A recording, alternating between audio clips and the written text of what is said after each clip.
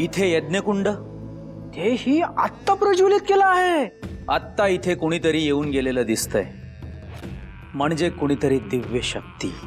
पण तुझ्या राज्यात येऊन तुला सांगितलं नाही त्यांनी, किमान संकेत तरी द्यायला हवा होता।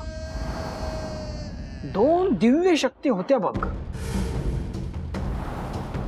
वेताळ, तू हे सांगितलंस म्हणून समजलं तरी, नाहीतर मी राजवाड्यातच झोपलो असतो, मला काहीच समजलं नसतं। राजा, असं तर नाही ना ह्याच दिव्य शक्ती तुझ्या विरुद्ध काहीतरी कटकारस्थान करतात? माझ्या विरुद्ध कटकारस्थान करायला मी काय पाप केलंय? हे श्री महाकाळ, माझ्यावर आणि माझ्या राज्यावर कृपा करा। तुला योग्य मार्ग काय आहे हे सांगणारा कोणीतरी हवं। मला राजपुरोहितांना जाऊन भेटावं लागेल।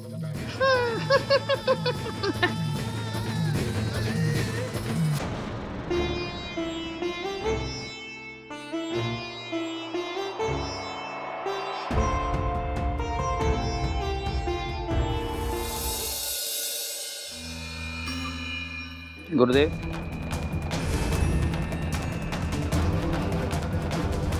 राजन, प्रणाम गुरुदेव। शुभम भवतु। तुळजापूरहून आलो आहे। देवीने सांगितल्याप्रमाणे मागे वळून न पाहता उज्जैन पर्यंत आलो आहे। मातेनं वचन दिले आहे तुम्हाला, तर तिच्या इच्छेनं तिला स्थान ग्रहण करून द्यावे। ती तसा संकेत देईलच। आपण सांगा, मी प्रतिष्ठापनेसाठी येईन। गुरुदेव, ती आपल्या राज्यात इतक्या दूर अंतरावरून आली आहे, याचा मला खूप आनंद आहे। देवी स्वतःहून आली आहे म्हणजे तिने काहीतरी निश्चित ठरवले आहे।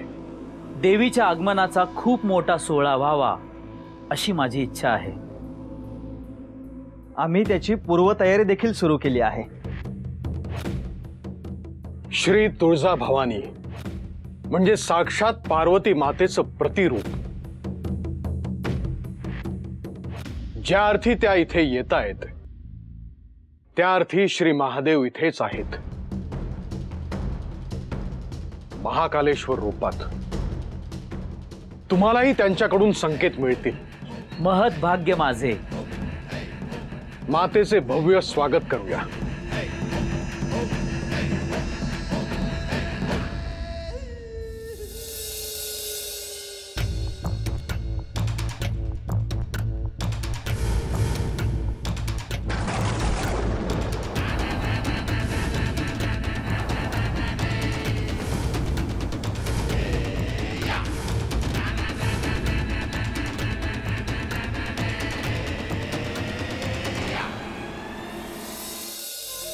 स्वामी,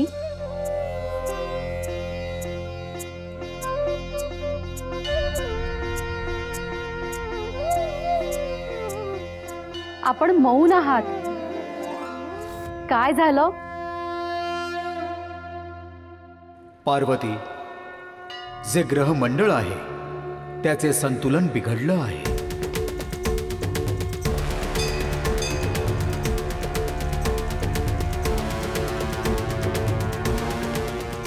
हो, ते दिसतं आहे, पण ह्यावर उपाय काय? या नभो मंडळात आणखीन अशा एका ग्रहाची आवश्यकता आहे, ज्यामुळे पुन्हा सगळं संतुलन राखलं जाईल।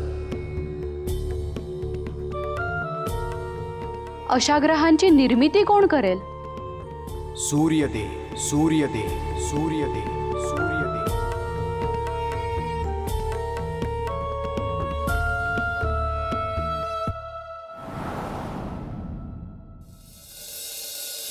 शनीची जन्मकथा समजून घेताना त्याचे पिता सूर्यदेव समजून घेणंही आवश्यक आहे, कारण मुळात सूर्यदेव यांचे तेज इतके आहे की की त्यांची अर्धांगिनी कोण होणार हा फार मोठा प्रश्न होता. हो, मला आठवतंय. सूर्यदेवांचा विवाह करायचा होता, परंतु अशी कन्या कुठे शोधणार जी सूर्यदेवांचं तेज सहन करू शकेल? हाही प्रश्न होताच. आजही सूर्यदेव आणि शनिदेव यांच्या नात्यात एक दुरावा आहे आणि त्याचं कारणही आहे. आज विषय निघालाच आहे, तर शनी आणि सूर्यदेव या दोघांमधलं पुन्हा नातं गोड व्हावं म्हणून त्यांची भेट घडवून आणावी असं मला वाटतं स्वामी.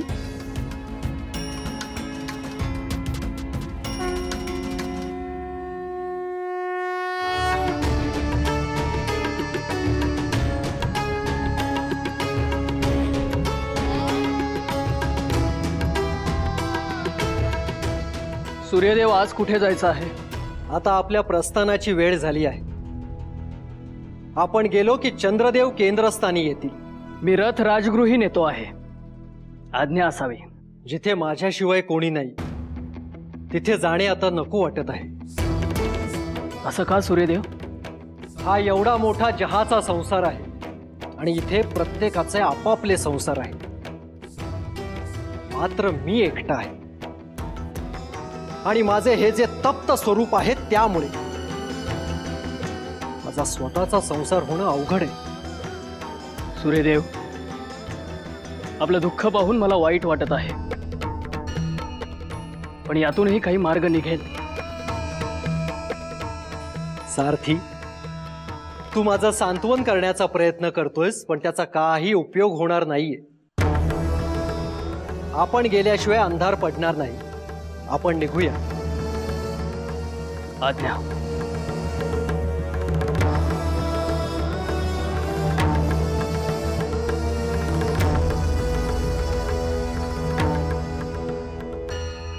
हे सूर्यदेव, तुम्ही मला भेटायला कैलासाला या. एक अतिशय महत्वाचं कार्य मी तुमच्यावर सोपवणार आहे. मी विक्रमादित्याची परीक्षा घेतो आहे, त्यामुळे सगळ्यांना मी असं का करतो आहे हा प्रश्न पडला असेल. मी कोण आहे, माझे कार्य काय याचे मूळ माझ्या जन्मात आहे. स्वामी, आज कैलासात प्रकाश दिसतोय. सूर्यदेव येत आहेत.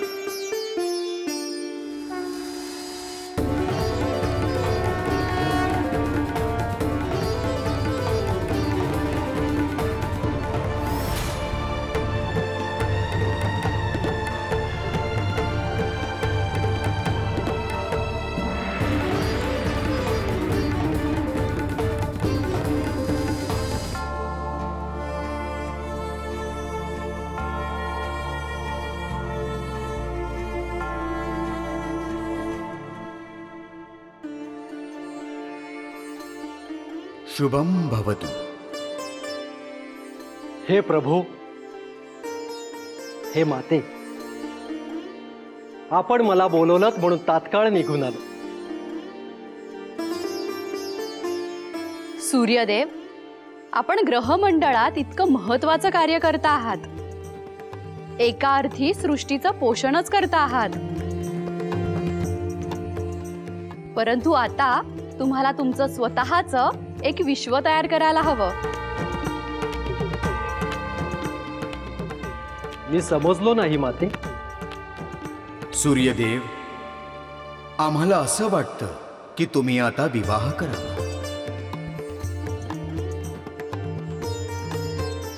परंतु माझ्याशी विवाह कोण करेल? असं का म्हणता आहात सूर्यदेव? आपण दोघे ब्रह्मांडाचे मूळ स्रोत आहात. आपण माझ्यासारखे अनेक सूर्य सहज एकत्र समोर उभारून त्यांच्याशी बोलू शकता. पण अशी कोण स्त्री आहे जी माझे तेज सहन करू शकेल?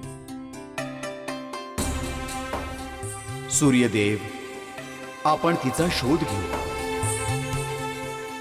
तुमची विवाहाला सहमती आहे ना? होय. आपण तुमच्यासाठी एक सुंदर वधू शोधू. आपण जगत पालक आहात. आपण योग्य तोच निर्णय घेणार. मी आपला ऋणी आहे.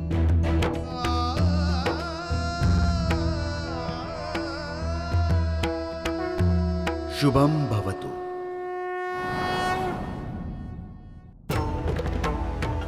प्रजापती दक्ष राजाची कन्या, जिचं नाव संध्या आहे. संयम आणि धैर्य हे तिचे विशेष गुण आहेत. परमशक्तीवर तिची अपार श्रद्धा आहे. नम्रता हा तिचा अलंकार आहे. नात्यावर निष्ठा आणि ममत्व हा तिचा स्वभाव आहे. स्त्रीत्व जपत संसार सुखी करण्यासाठी लागणारी त्यागवृत्ती तिच्याकडे आहे. तिची ज्ञानाची लालसा अजून जागी आहे आणि ते शुभ लक्षण आहे.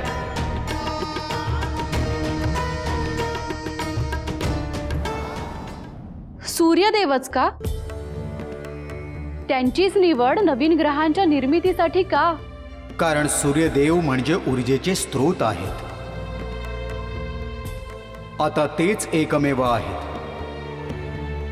यांच्याकडून अत्यंत शक्तिशाली अशा अपेक्षित ग्रहांची निर्मिती होऊ शकते. हो, आलं ध्यानात. पण मग अशा ग्रहांच्या निर्मितीसाठी सूर्यदेवांची शक्ती कोण असावी?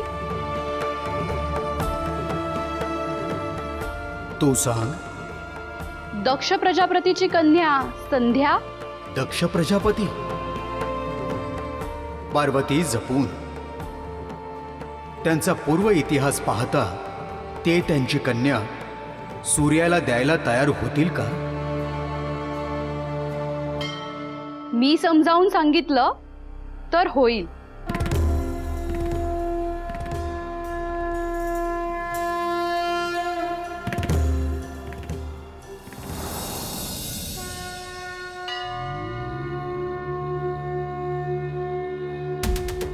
प्रभू, प्रभू, आपण कैलासात जाऊन आलात, पण आल्यापासून काहीतरी मनोमन विचार करताय.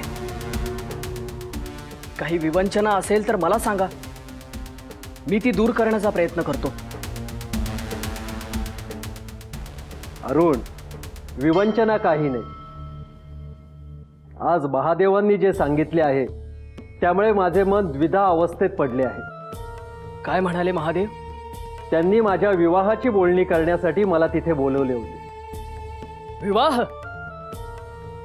उत्तम, अतिउत्तम. आता खऱ्या अर्थाने या सृष्टीचा संसार सुरू होणार. सूर्यदेव, कोण आहे ती कन्या? कोणीही नाही. कोणीही नाही? तुर्तास त्यांनी फक्त प्रस्ताव मांडला. इथून पुढे योग्य वधू शोधण्याचे दायित्व स्वतः देवी पार्वती करणार आहे.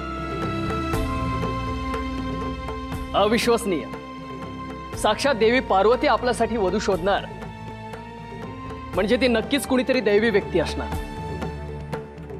पण सूर्यदेव, मला एक कळत नाही, यामध्ये द्विधा मनस्थिती होण्याचं कारण काय?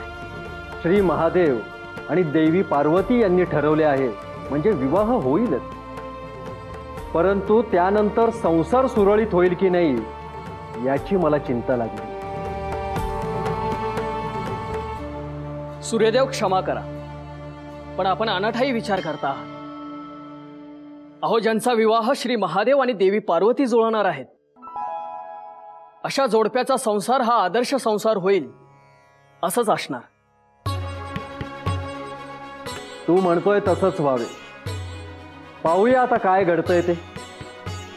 चला, पहाट होईलच इतक्यात. आपल्याला निघावं लागेल.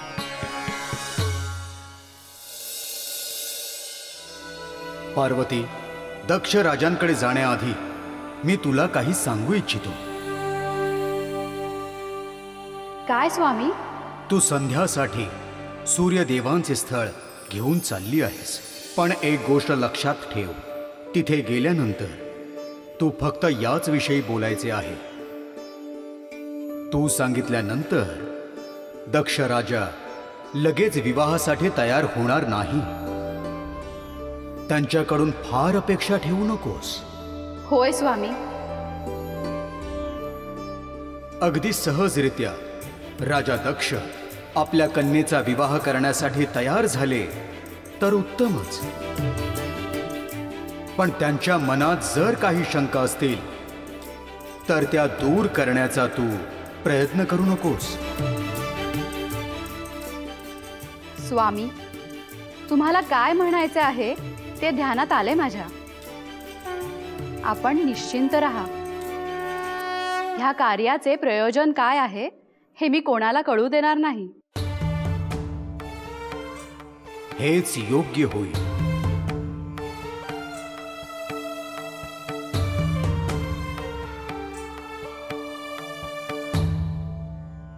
महाराज, तुम्ही आपले राज्य उत्तमरित्या सांभाळत आहात. जसा तुम्ही या राज्याचा योग्य अयोग्यतेचा विचार करता तसा विचार तुम्ही स्वतःच्या बाबतीत का करत नाही आहात? महाराणी, आपण कशाबद्दल बोलत आहात? महाराज, राजकुमारी संध्याचे वय विवाहयोग्य झालेले आहे. आता तिच्या भविष्याचा विचार आपण करायला हवा. जशी तुम्हाला राजकुमारी संध्याच्या विवाहाची काळजी आहे तशी एक पिता म्हणून मलाही काळजी आहे. महाराज, आपण प्रजापती आहात. पंचमहाभूतांवर आपले नियंत्रण आहे. मग आपल्याला स्थळ शोधण्यास विलंब का होतोय? विलंब होत नाहीये. संध्याच्या योग्यतेचा पुरुष अजूनही मला दिसत नाही. कदाचित आपल्या समोर असूनही तो आपल्याला ओळखता येत नसेल. ते काहीही असो, तिच्या भाग्यात जेव्हा विवाह योग असेल तेव्हा तिचा विवाह होईल.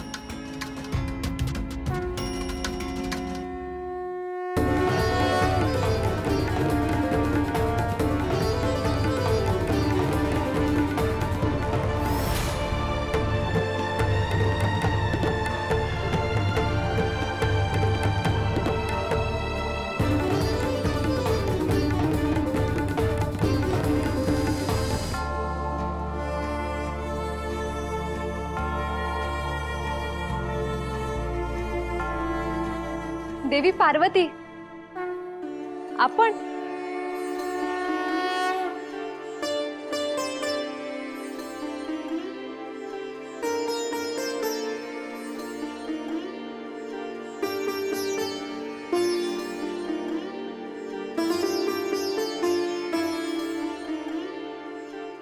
देवी, या चराचर सृष्टीचे सुख ज्या देवीच्या चरणाशी आहेत त्यांचे दर्शन मी कसं घेणार नाही? आपण प्रत्यक्ष आमच्या राजवाड्यात आलात, धन्य झाले मी. संध्या, तुझ्या सुखासाठीच मी इथे आले आहे. माझं सुख? हो, तुझ्यासाठी एक आनंदाची बातमी आहे, तीच सांगायला आले आहे. कुठली आनंदाची बातमी? मी तुझ्या पिताश्रींकडे तुझ्या विवाहाचा प्रस्ताव घेऊन आले आहे. म्हणजे मनोमन हाच विचार सुरू होता वाटतं तुझा. नाही नाही, तसं काहीच नाही. कोण आहे तो भाग्यवान? भाग्यवान तर तो आहेच, पण त्याच्याविषयी मी तुला आत्ता सांगू शकणार नाही. माझा वर कोण आहे हे मला कळायला हवंच ना. तुझ्या माता पित्यांकडून तुला कळेल आणि तेच योग्य होईल. तशीच रीत असते.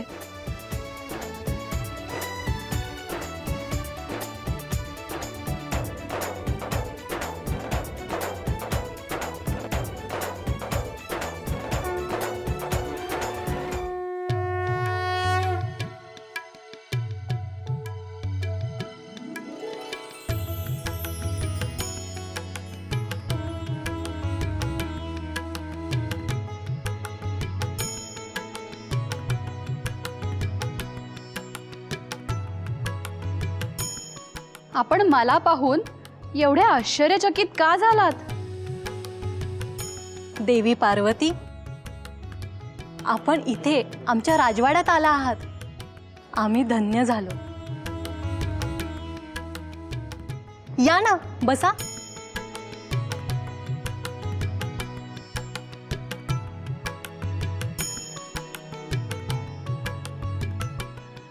देवी पार्वती, तुम्ही इथे येण्याचं नक्कीच काहीतरी प्रयोजन आहे.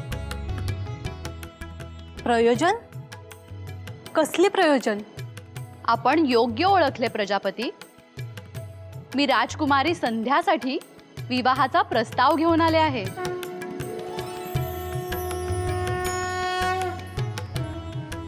काय काय सुंदर योगायोग आहे ना. योगायोग? होय, तुम्ही येण्याआधी आम्ही दोघे राजकुमारी संध्याच्या विवाहासंबंधितच बोलत होतो. आपल्या दृष्टीस आहे का असं कोणी? तुर्तास नाही, शोध सुरू आहे. मग तो थांबवा. मी अगदी सुयोग्य असे स्थळ आणले आहे राजकुमारी संध्यासाठी.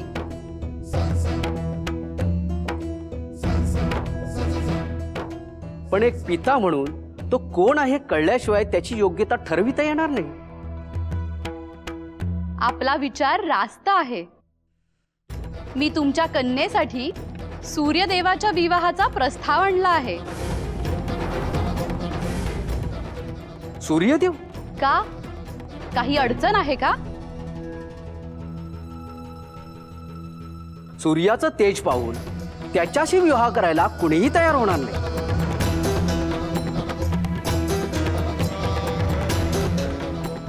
चिंता करू नका प्रजापती. सूर्यदेवांचं तेज सहन करू शकेल अशी एकमेव मुलगी आहे. ती म्हणजे तुमची राजकन्या संध्या.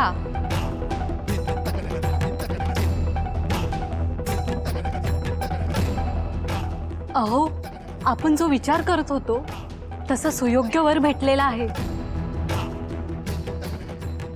मला एक पिता म्हणून खात्री करायला हवी. जो वर देवी पार्वतीने आपल्या संध्यासाठी शोधला आहे तो सर्वार्थाने योग्य आहे की नाही? नक्कीच महाराज. आपण पिता म्हणून आपले जे कर्तव्य आहे ते कराच. पण देवी पार्वती, तुम्ही इथे फक्त विवाहाचा प्रस्ताव घेऊन आला नसणार. यामागे नक्कीच वेगळे काहीतरी कारण आहे.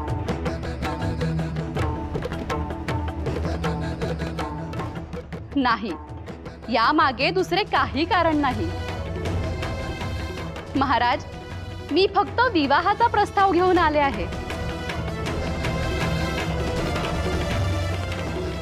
हे स्थळ तुम्ही सुचवले की श्री महादेवाने? महादेवांनी.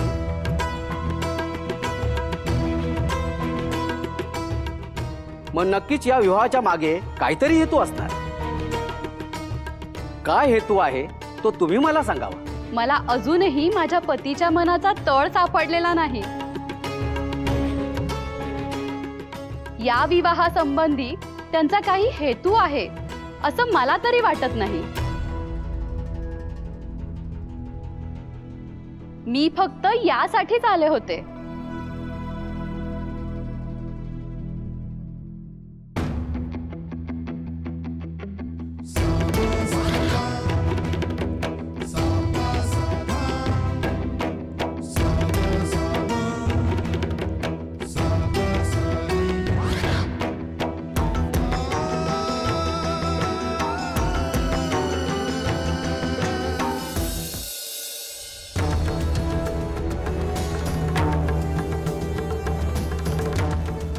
अरुण, तुला हे दिसते आहे का? काय सूर्यदेव? काहीतरी अघटित घडते आहे.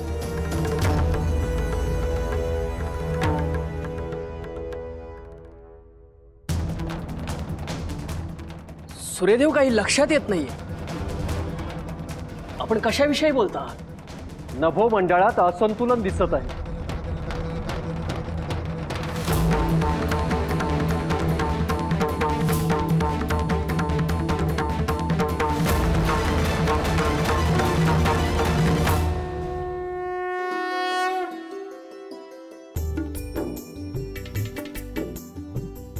स्वामी, पार्वती, विचारात खंड पाडला असेल तर मला क्षमा करा. नाही, मी तुझ्याच येण्याची प्रतीक्षा करत होतो. काय म्हणाले प्रजापती दक्ष? स्वामी, तुमचं भाकीत योग्य ठरलं. मी सूर्यदेवांचं स्थळ संध्यासाठी घेऊन गेले. ह्याविषयी प्रजापतींच्या मनात शंका आहे. म्हणजे हा विवाह होणार नाही? नाही, तसे नाही. स्थळासंदर्भात त्यांच्या मनात शंका नाही. पण हे स्थळ तुमच्याकडून आले आहे. याचा अर्थ यामागे निश्चितपणे काहीतरी हेतू असावा असे त्यांना वाटते आहे. तू तो हेतू सांगितलास? स्त्री एक वेळ स्वतःचं मन मोडू शकते, पण पतीला दिलेला शब्द नाही. तू माझी सहचारिणी आहेस. मी भाग्यवान आहे. संध्यालाही मी विवाहाविषयी सांगितले आहे. तिची काय प्रतिक्रिया होती? तिच्या ओठांवर आलेलं हसू मला समजावून गेलं की ती विवाह करण्यासाठी उत्सुक आहे. पार्वती, आता हा योग जुळवून आणावाच लागेल. स्वामी, आपल्या मनात काय आहे? संध्याचा सूर्याशी विवाह व्हावा ह्यामागे नेमकं काय प्रयोजन आहे? हो आहे, पण तुर्तास मी तुला ते सांगू शकत नाही.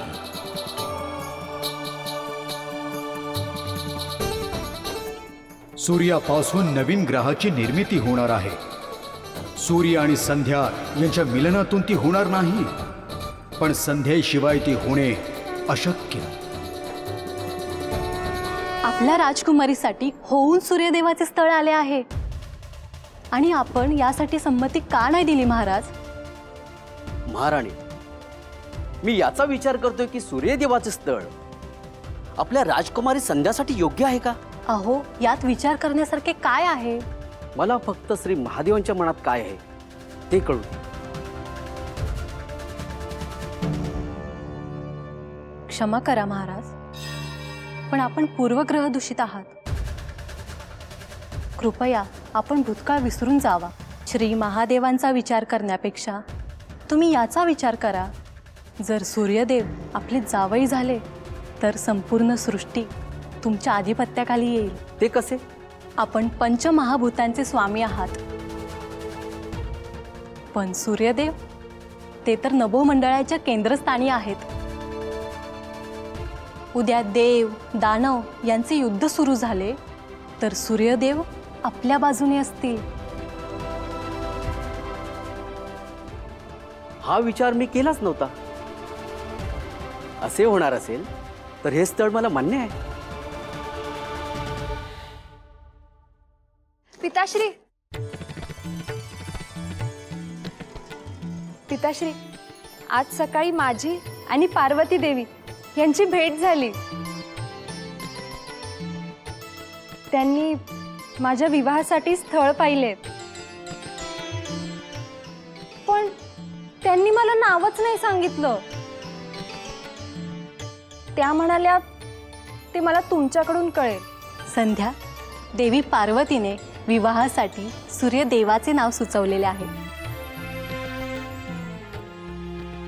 मला आणि तुझ्या पिताश्रींना यांना हा विवाह मान्य आहे. असा वर तुला मिळणार नाही. तू नभोमंडळाची राणी होशील.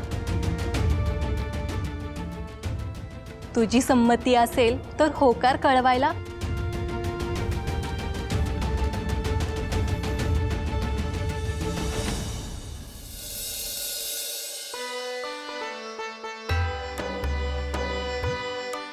सूर्यदेव, आपल्यासाठी संदेश आला आहे. कोणाचा आहे? आपल्यासाठी आलेला संदेश हा आपणच पाहायचा असतो. तो वाचण्याचा मला अधिकार नाही.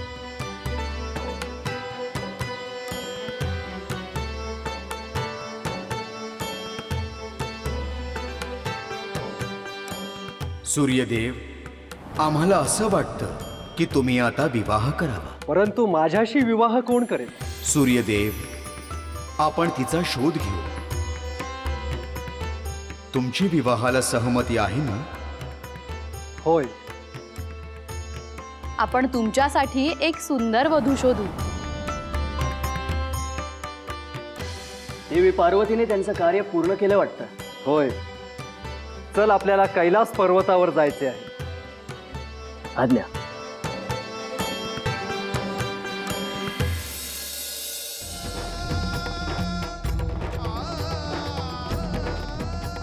शुभम भवतु.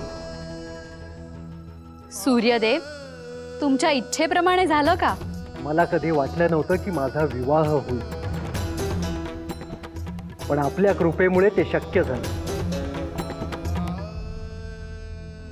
सूर्यदेव, आता विवाह झाला की तुमच्या अर्धांगिनीला कैलासात घेऊन या.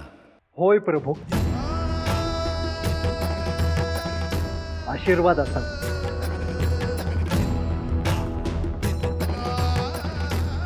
विवाहानंतर एक संकट दिसत आहे सूर्यदेव, पण माझे ध्यान आहे तुमच्यावर. चिंता नसावी, जे आहे त्याला सामोरे जा.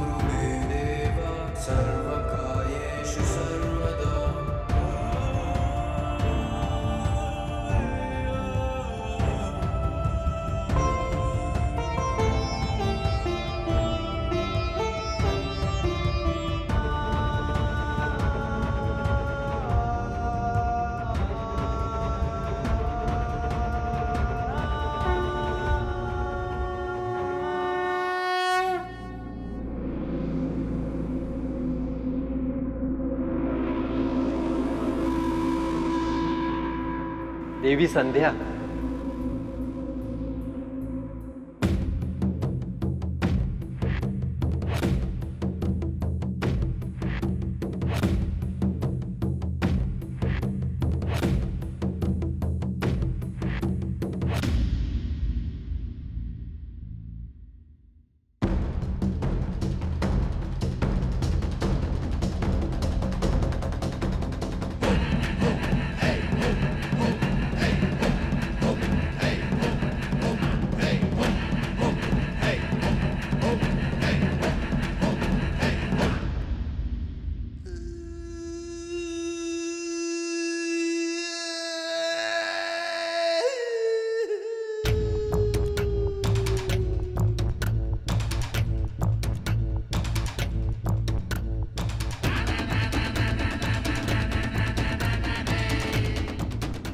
देवी संध्या.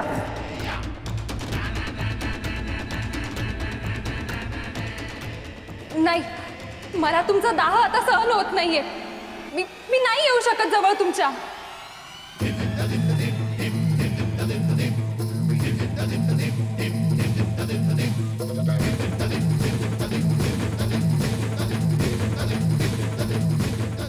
संध्या, आता तू माझ्या जवळ येऊ शकते.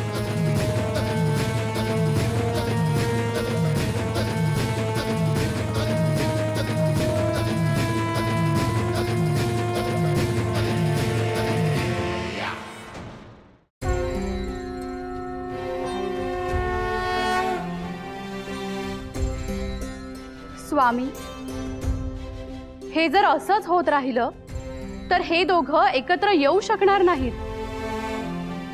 मग तुम्हाला अपेक्षित असलेली नवग्रहांची निर्मिती होणार कधी? संध्या सूर्याचे तेज सहन करू शकेल असे वाटले होते, पण आता तिला ते सहन होत नाहीये. तिला एवढा त्रास होईल ह्याची मला कल्पना नव्हती. स्वामी, आता कसे होईल?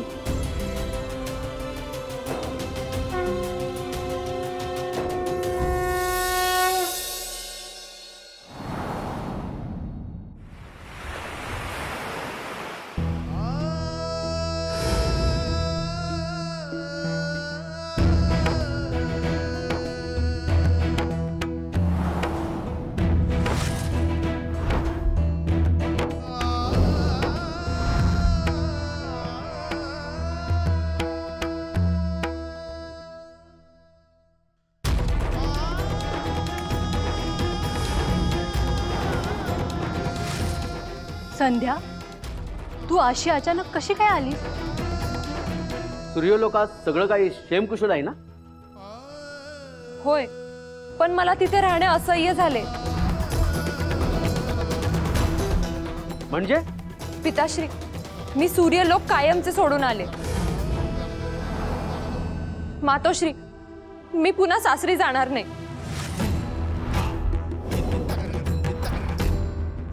संध्या, असा विचार करू नकोस. एकदा विवाह झाला की मृत्यू येईपर्यंत सहचारिणीने पतीसोबतच राहायचं असतं. सूर्यदेवाने तरी हिच्या इकडे येण्याला संमती कशी दिली? मी त्यांना न कळवताच आले आहे.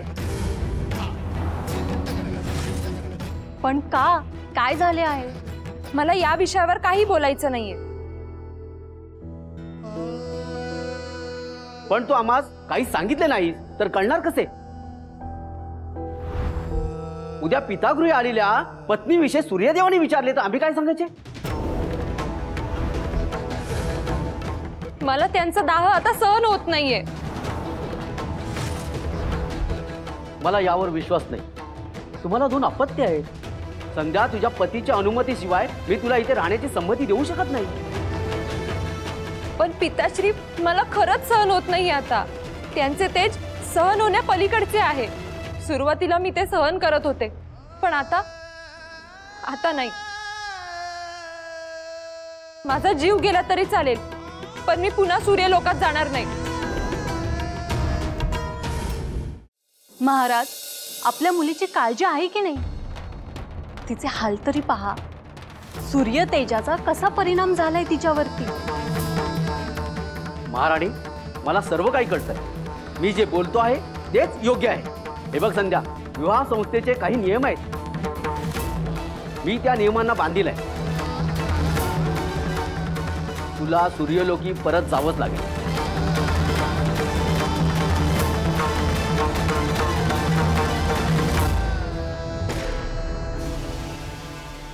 यम, यमी, अरे यम, अरे दिवस मावळलाय, मी आलोय. कुठे आहात तुम्ही? संध्या, संध्या. अरे च्छा, कुणी दिसत कसं नाही. कुठे गेलेत हे सगळे? अरे च्छा, असे कसे झाले? महालात तर कुणीच दिसत नाहीये. अरुण, अरुण. सूर्यदेव, अरे महालात कुणीच कसं दिसत नाही.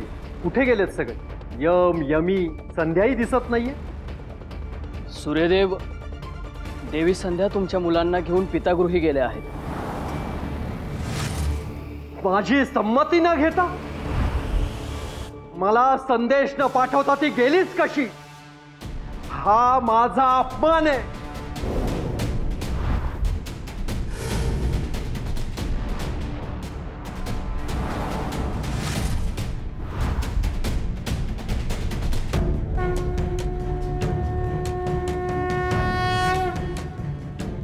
महाराज, महाराज दक्ष, महाराज दक्ष, कुठे आहात?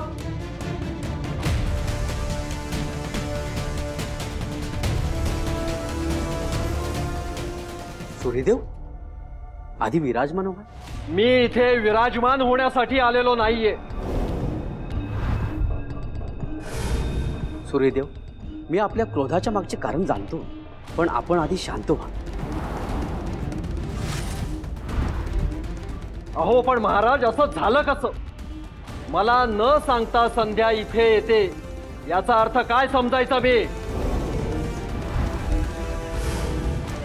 सूर्यदेव, आम्ही पण संध्याला हेच म्हणा. तिने असं तुमची संमती न घेता यायला नको होतं. तिला आम्ही पुन्हा सूर्यलोकात परतण्यास सांगितले. महाराज, तिला जर इतक्या वेदना होत होत्या तर तिने आधी लग्नाला होकार का दिला? तिने स्वखुशीने लग्नाला मान्यता दिली होती ना? हो सूर्यदेव, तिने स्वखुशीने या लग्नास मान्यता दिली. पण तुम्ही जरा तरी तिचा विचार करावा. इतके दिवस तिने विना तक्रार तुमचा संसार केला आहे. तिला खरंच खूप वेदना होतात. ठीक आहे, पण ती पुन्हा माझ्यासोबत येणार आहे की नाही